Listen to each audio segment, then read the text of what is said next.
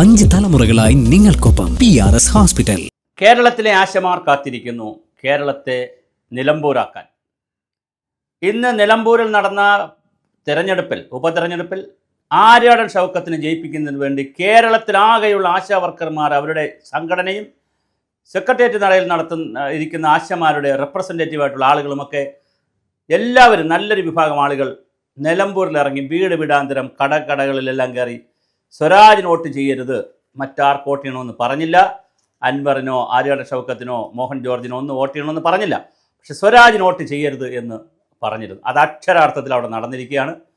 ഇനി ആശമാർ കാത്തിരിക്കുന്നത് 2026 ഇതുപോലെ പിണറായിക്ക് വോട്ട് ചെയ്യരുത് എന്ന് പറയാനായിരിക്കും. തീർച്ചയായിട്ടും അവരത് പറയാനുള്ള അർഹത നേടിക്കഴിഞ്ഞു. ഇനി പിണറായിക്ക് വോട്ടില്ല കേരളത്തിൽ, പിണറായി സത്യൻ്റെ കാലം കഴിഞ്ഞുവെന്ന് ആ സ്ത്രീകൾ പറയും. അവരുടെ അമ്മമാരുടെ ശാപമാണ്. അവർ പൊങ്കാലയിട്ടു. തിരുവനന്തപുരത്ത് അവർ സെക്രട്ടേറിയറ്റ് നടയിൽ ആറ്റുകാൽ പൊങ്കാലയിട്ടു. കേരളം മുഴുവൻ അവർ നടന്ന് പാടി, അവർ നാടകം നടത്തി, അവർ തെരുവ് പരിപാടികൾ നടത്തി, രാപ്പകൽ തെരുവിൽ ഉറങ്ങി, തെരുവിൽ കിടന്ന് ഉണ്ടു, മഴ നനഞ്ഞു, വെയിലേറ്റു, മഞ്ഞേറ്റു. വളരെ വലിയ തോതിലാണ് ആ സ്ത്രീകൾ ഈ ബുദ്ധിമുട്ടുകൾ അനുഭവിക്കുന്നത്. ഇപ്പോഴും അവർ സെക്രട്ടേറിയറ്റ് നടയിൽ നിന്ന് പോയിട്ടില്ല. എന്തായിരുന്നു പിണറായി വിജയൻ്റെ ഒരു അഹങ്കാരവും തള്ളും? എവരോട് എന്താണ് സമീപനം? വീണ ജോർജ് ഇപ്പോൾ എവിടെയാണ്? കാപ്പിത്താനും ക്യാപ്റ്റനും ഒക്കെ ആയിട്ട് വീണ ജോർജൊക്കെ ജീവിച്ചിരിപ്പുണ്ടോ? നിങ്ങൾ എവിടെയാണ്?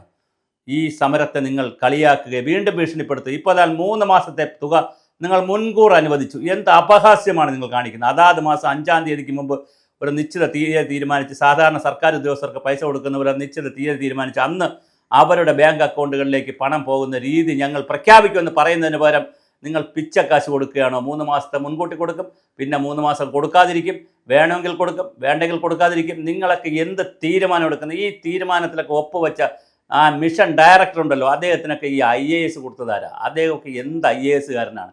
ഇന്ത്യൻ അഡ്മിനിസ്ട്രേറ്റീവ് സർവീസിനൊക്കെ കളങ്കമാണ് മിസ്റ്റർ. താങ്കളൊക്കെ എന്താണ് താങ്കളൊക്കെ അവിടെ ഇരുന്ന് ചെയ്യുന്നത്?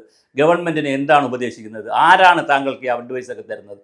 എനിക്കറിയില്ല താങ്കളുടെ പേരെന്താണെന്ന്, സ്ത്രീയാണോ പുരുഷനാണോ എന്ന് പോലും ഞാൻ തിരക്കുന്നില്ല. കാരണം തിരക്കാൻ അവിടെ ഇരിക്കുന്ന ആൾ അർഹനല്ല.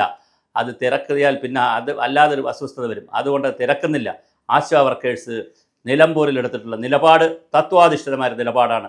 അവരെ സംബന്ധിച്ചിടത്തോളം പിണറായിയും അവർക്ക് കൂടുതൽ ഇടതുപക്ഷക്കാരാണ്. അതാണ് എൻ്റെ തമാശ. സമരം ചെയ്യുന്നവർ വലിയ കൂട്ടരും ഇടതുപക്ഷക്കാരാണ്. SUC എന്ന് പറയുന്ന ഒരു ഇടതുപക്ഷ സംഘടന തന്നെയാണ്. SUCയെ കുറ്റം പറയുകയാണെങ്കിൽ എല്ലാവരും ഇടതുപക്ഷക്കാരാണ്. പക്ഷേ എന്നാലും പിണറായിയുടെ ഈ ഒരു ധാർഷ്ട്യമായ നിലപാടിന്, ഒരു മുഖ്യമന്ത്രിയുടെയും മന്ത്രിസഭയുടെയും ഒരു ഗവൺമെൻറ്റിൻ്റെയും ധാർഷ്ട്യത്തിന് മുന്നിൽ അവർ മുട്ടുമടക്കിയില്ല. സ്ത്രീകളുടെ ഐതിഹാസികമായ വീരാങ്കനമാരുടെ വീരസമരം ഇങ്ങനെ പോവുകയാണ്. അതെങ്ങനെ എവിടെ കരയെടുക്കുമെന്ന് നമുക്കറിയില്ല.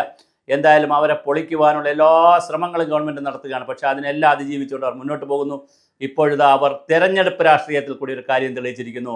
അവിടെ 11,077 വോട്ടിന് ഷൗക്കത്ത് അലി ജയിച്ചിട്ടുണ്ടെങ്കിൽ, 20,000-ഓളം വോട്ട് അൻവർ പിടിച്ചിട്ടുണ്ടെങ്കിൽ, അതിൽ കുറേ അധികം വോട്ട് ആശാവർക്കർമാരുടെ പ്രവർത്തനത്തിൻ്റെ ഫലമായിട്ടും പൊതുജനങ്ങളും ചെയ്തിട്ടുള്ള വോട്ടാണെന്ന് കൂടി സ്വരാജുമാരും പിണറായിമാരും മനസ്സിലാക്കണം, ഗോവിന്ദനും ഒക്കെ മനസ്സിലാക്കണം.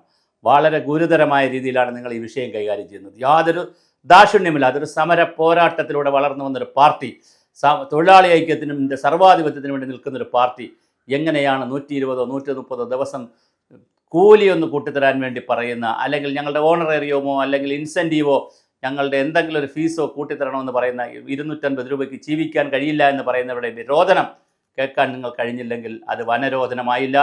നിങ്ങൾ കേട്ടില്ല എങ്കിലും നിലമ്പൂരിലെ ജനങ്ങൾ കേട്ടു. അവർ തീർച്ചയായിട്ടും നിലമ്പൂരിലെ ജനങ്ങളോട് ആശാ വർക്കേഴ്സ് കടപ്പെട്ടിരിക്കുന്നു. ആശാ വർക്കേഴ്സിനോട് UDFും കടപ്പെട്ടിരിക്കുന്നു.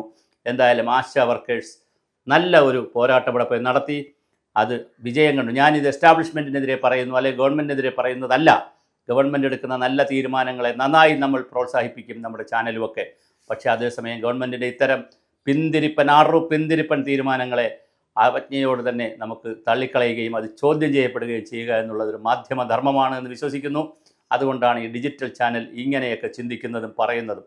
തീർച്ചയായിട്ടും ആശാ വർക്കേഴ്സ്, ആശാപ്രവർത്തകർ നിലമ്പൂരിൽ അവരുടെ അഭിമാന പോരാട്ടമേ അവരെടുത്തു. അവർ സ്വരാജിനെ തോൽപ്പിക്കുമെന്ന് ശപഥം ചെയ്തു.